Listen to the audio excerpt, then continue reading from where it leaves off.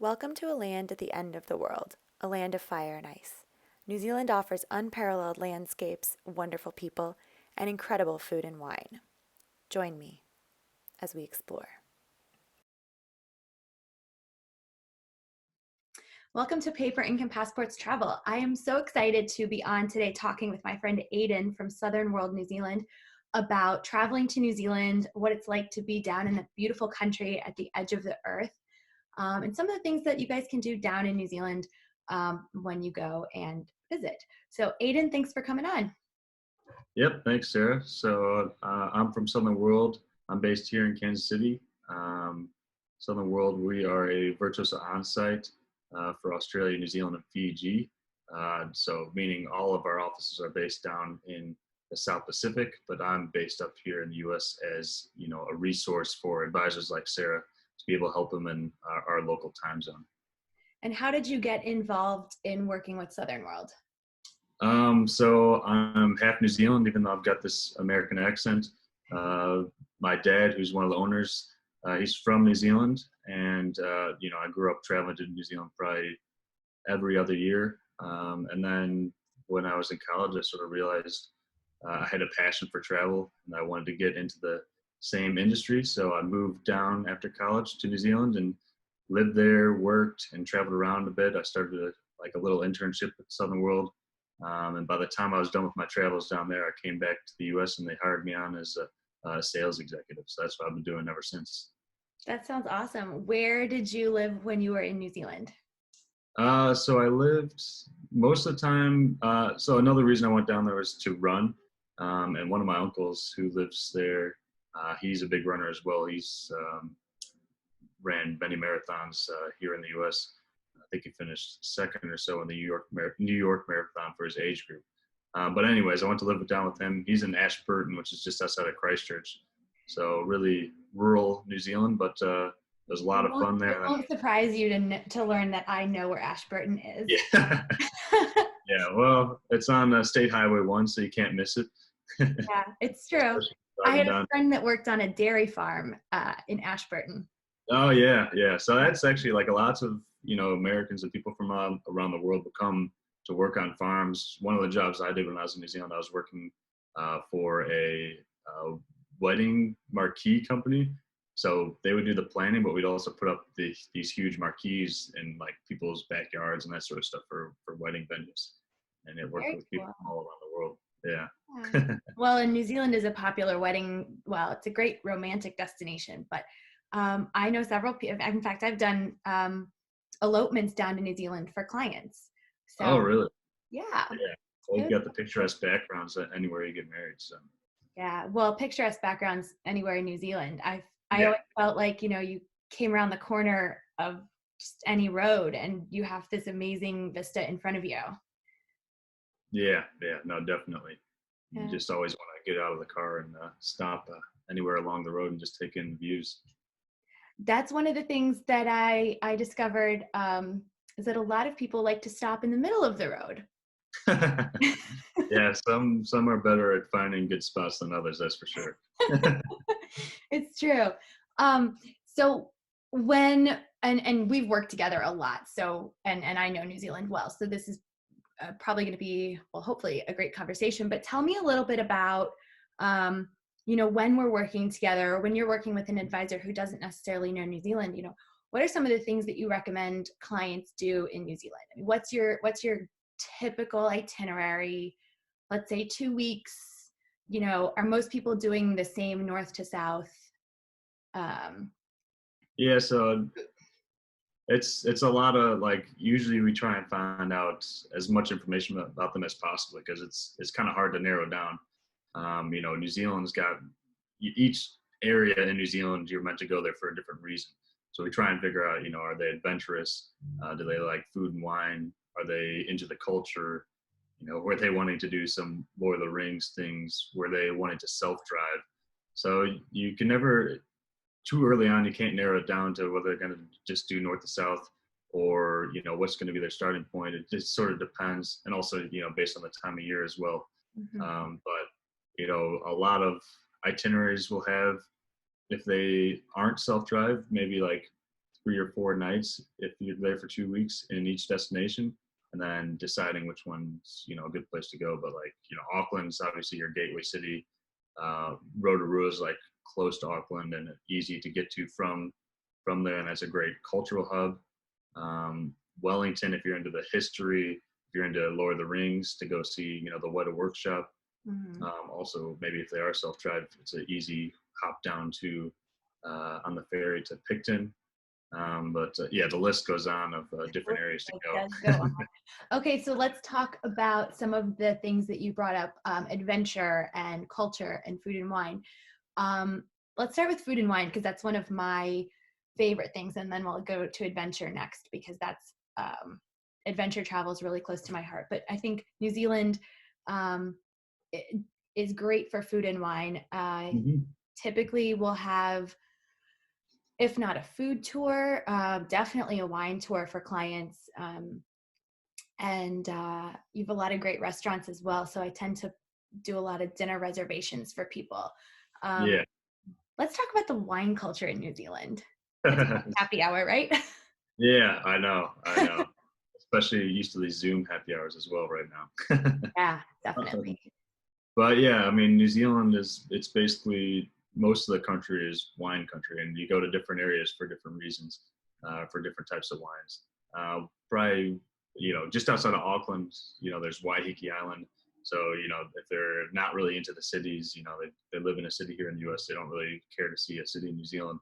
You can actually take a quick ferry ride over to Waiheke Island and stay in wine country there, or it's just a nice day tour. Like last time I went to New Zealand, I did just a hop on hop off bus tour that circles around Waiheke Island. You can stop at each different wineries, but probably one of my other favorite wine regions would be Hawke's Bay, Napier, because that's also where a lot of the premier chefs live, so you can really get the the matched wine and food menus and some of the great restaurants there.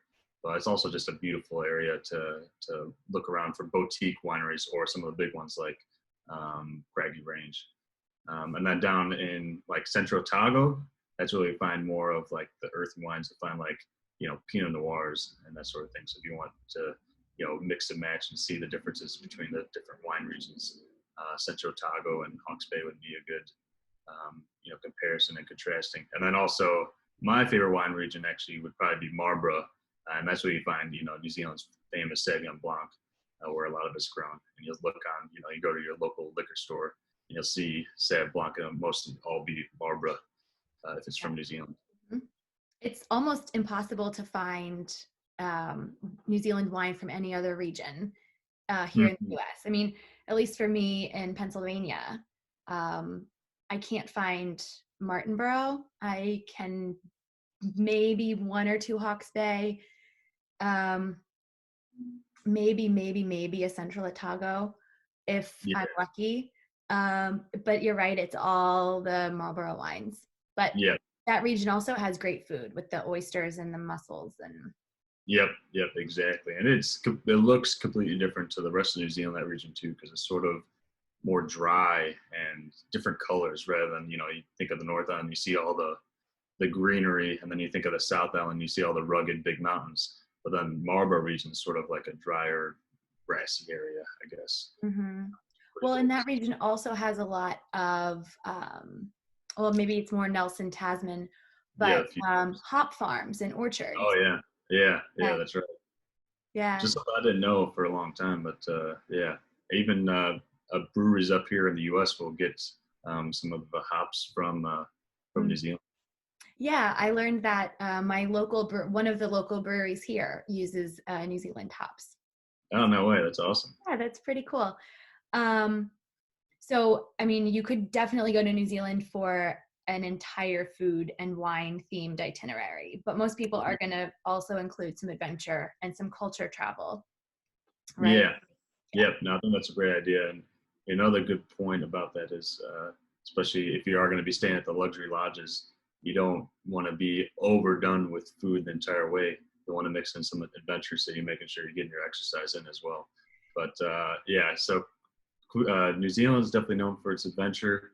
Queenstown is probably the adventure capital of New Zealand, if not the world. Definitely the world. Yeah, definitely the world. And it's just like a little small town New Zealand where you can do pretty much any activity you can think of, whether it's skydiving, bungee jumping, canyon swinging, jet boating, lots of hiking. The list just goes on. They've got shops in there where you can literally scroll through pages of different activities you can do. So Yeah. yeah. Yeah, I always found, I mean, I'm an adventure person, and I've gone skydiving and I've gone scuba diving. I like to hike, a jet boat and all of that. I could never, ever, ever bungee jump. You've done it, right?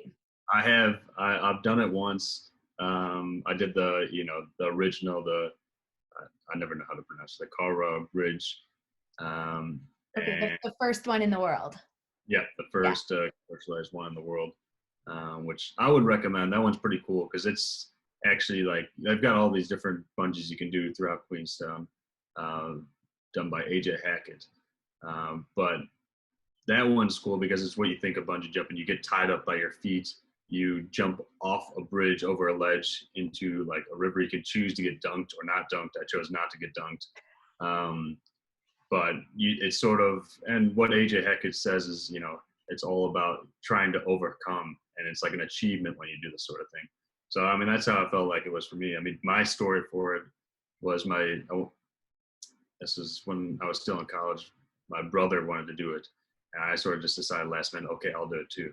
But I forgot to take out my wallet and my phone. I was so nervous, like I couldn't even think straight. I forgot to take my wallet and my phone out of my pocket. Somehow it stayed in. Like I didn't even have zippered pockets or anything, but somehow it just stayed in there. But when I got up, I'm like, oh, geez. That was really lucky. Yeah, yeah. But I think bungee jumping is worth it for that. But skydiving, where that compares to be different. I did this last year when I went down for my birth. It was on my birthday actually. But that's really cool because you fly up 15,000 feet above Queenstown, and not only do you get the experience, but you also get these amazing views of this incredible region in New Zealand. Yeah, I jumped at Abel Tasman National Park, so up in Oh, awesome! Nelson, and it's been about, I think, 6 years since I did that. I called and I made the booking for the next morning, but they Hmm. said, well, because I was like, if I'm gonna do it, I need to call it and do it. I can't set a day, 3 days from now, because I'll chicken out. Yeah. So I said, well, do you have anything this afternoon? And they said, not yet, but we have some people who may or may not come. I said, okay, well, I'll book for tomorrow morning, but let me know. And she called me back 15 minutes later. She said, okay, we have, I think it was like a 4 o'clock jump. So someone will pick you up at 3:30. It's like 3 o'clock. Okay. So, I mean, I had to do it because I said I was doing it. But it was a beautiful day. It was like mid-September. So 4 o'clock was kind of sunsetty. And it was clear. So Nelson being at the top of the South Island, I actually could see down to Mount Cook. And then I could see north to like the Tongariro area. I mean, they were very, very Hmm. small in the distance, but we just had this beautiful view. And then, of course, it's so flat there. Hmm. That was pretty spectacular. Yeah.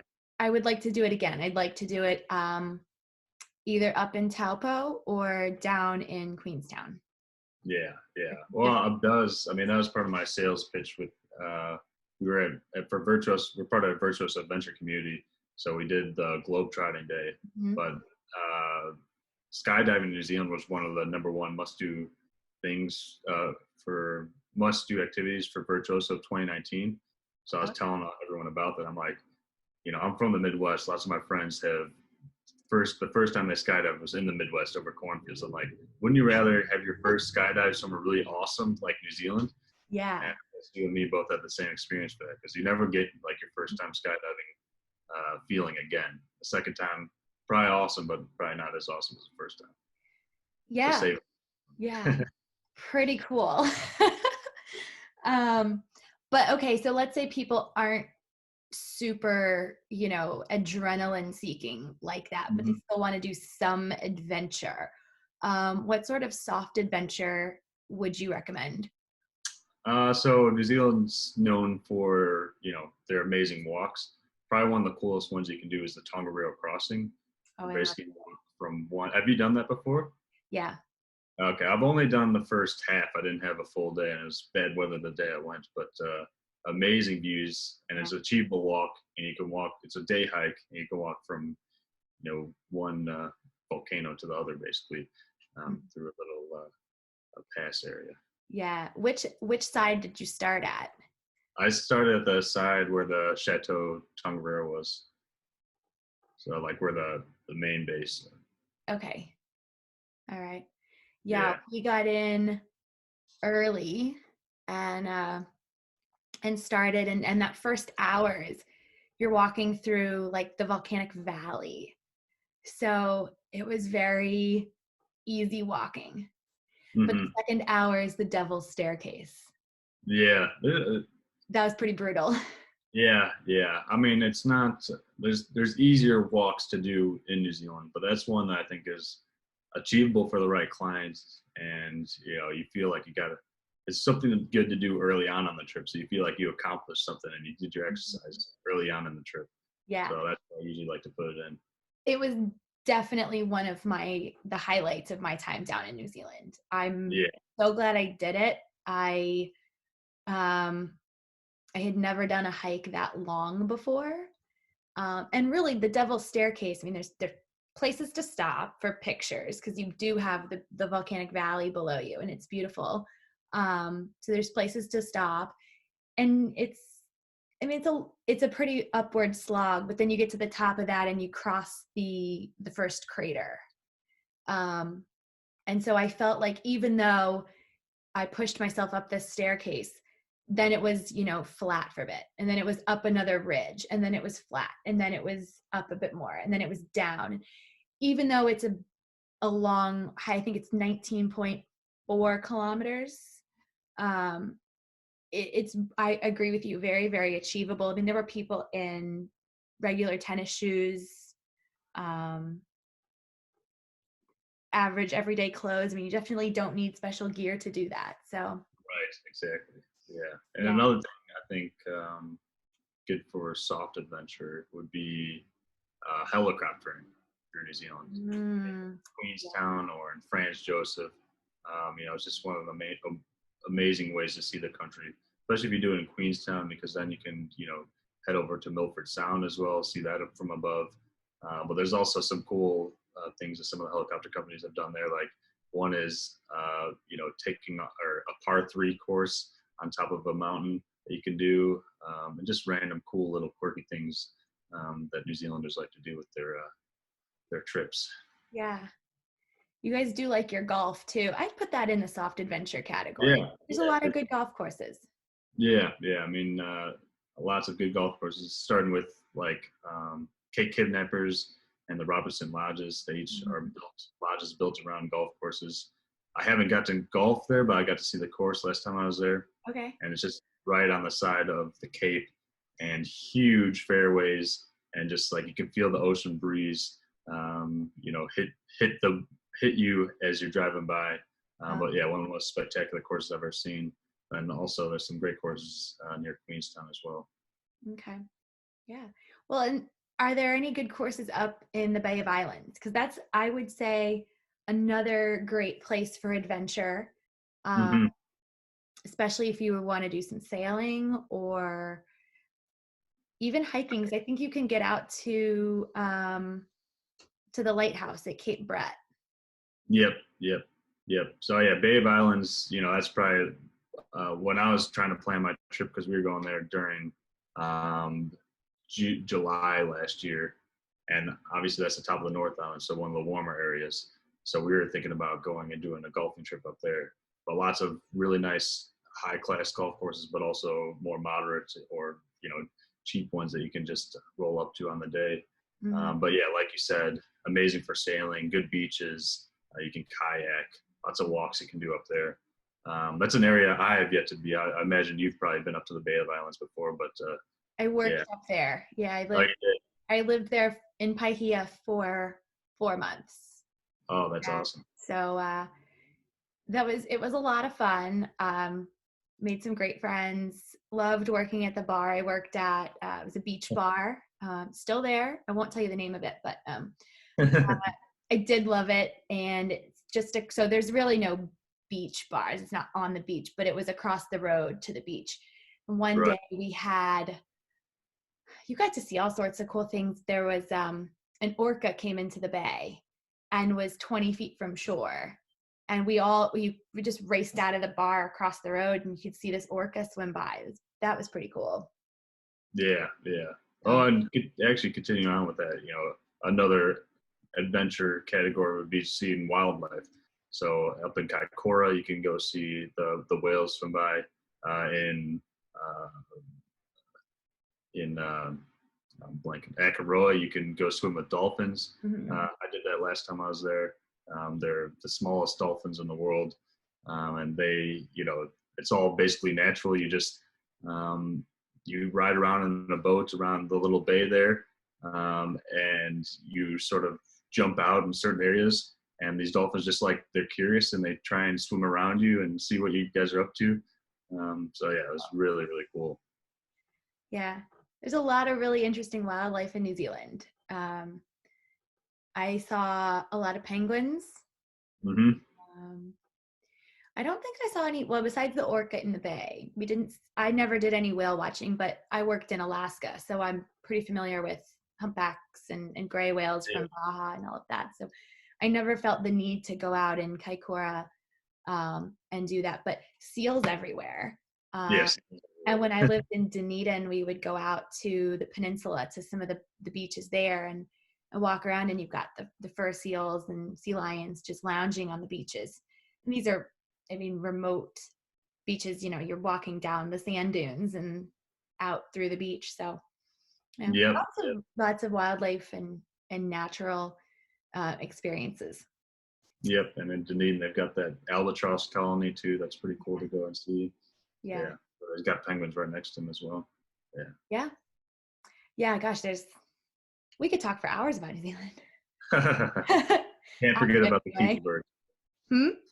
But you can't forget about the kiwi birds either. Oh, the kiwi birds. Yeah. So, okay. Those are very, elusive is not the right word, but they're hard to come across in the wild. Yep. I know there's a couple places you can. I went out in Stewart Island one night looking for a kiwi, and they basically told us to go hang out around the football pitch and to hear the kiwi.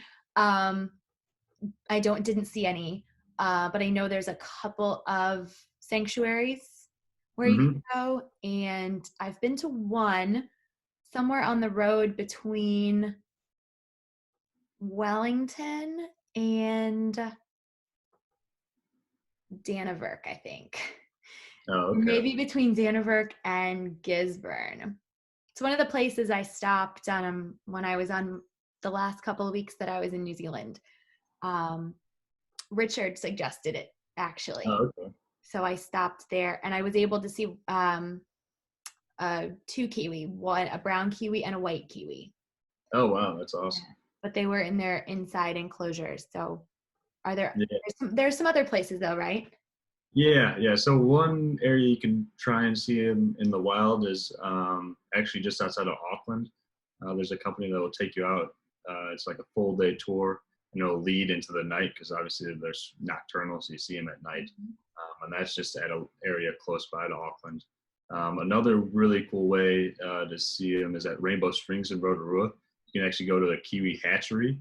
Oh, So this is where they bring because kiwi birds are an endangered species, so they'll bring them into this hatchery and help them get back into the wild. But they hatch eggs basically every day, so you can see they'll show you a new egg. They'll show you an egg that's about to hatch, and then if you're lucky, you'll be able to see the egg hatching and a baby kiwi popping out, which I was able to see. oh my gosh, Um, that's so cool. yeah, yeah. And then right after that, they've also got some enclosures where they'll switch the night and day for them. So during our day, it's their night, Mm. and obviously vice versa, for day and night for them as well. So yeah, you can see them alive and wake. Awesome. Yeah. There, can they see them at Zealandia in Wellington? I think so. I haven't been there myself, but yes. I did a day tour, but not a night tour. Yeah, Oh. yeah. Yeah, but that'd be another one that's a pretty cool sanctuary. They've got it fenced, and they're trying to evoke what New Zealand looked like before people came. Oh, okay. So Yeah. it's massive, but it's all fenced in. And when I lived in Wellington, I lived in Brooklyn, which is south of the city center, and up a hill. And I could actually go up my hill, continuing up the mountain, and come to that southern end of Zealandia's fence. Oh, cool. So it's really an interesting place. And I've sent quite a few clients there actually, and they've also got a couple other things in that region. I think there's the Botanic Gardens and the observatory, not right at Zealandia, but kind of in that same area. Yeah. So I feel like we really could talk forever about New Zealand, but we'll save something for next time. We can talk about the luxury lodges or dive into some more experiences.